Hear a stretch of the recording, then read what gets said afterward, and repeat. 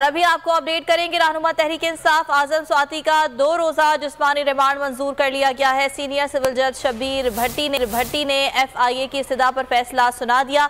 आइंदा समाअत पर आजम स्वाति का मेडिकल करवा कर पेश किया जाए, अदालत की जानिब से ये हुक्म भी दिया गया है। आपको आगाह कर रहे हैं, आजम स्वाति के रिमांड के हवाले से खबर सामने आ रही है। 2 रोज़ा उनका जिस्मानी रिमांड मंजूर किया और FIA ने जो जिस्मानी रिमांड की इस्तदा की गई थी FIA की जानिब से, उस पर अदालत ने फैसला सुना दिया है और साथ साथ अदालत ने ये अहकामात भी दिए हैं कि आइंदा समाअत पर जब आजम स्वाति को पेश किया जाए तो साथ साथ मेडिकल करवा के उनकी रिपोर्ट भी पेश की जाए। नूरुल अमीन दानिश हमारे साथ हैं। नूरुल अमीन, अपडेट कीजिएगा। जी देखिए, आजम स्वाति का जो जिस्मानी रिमांड है वो 2 रोज़ा मंजूर कर लिया गया है और सीनियर सिविल जज हैं शबीर भट्टी, उन्होंने FIA की इस्तदा पर जो फैसला सुनाया और अदालत ने ये भी कहा है कि जो मुल्जिम आजम स्वाति हैं उनका मेडिकल करवा के जो है दोबारा पेश किया जाए।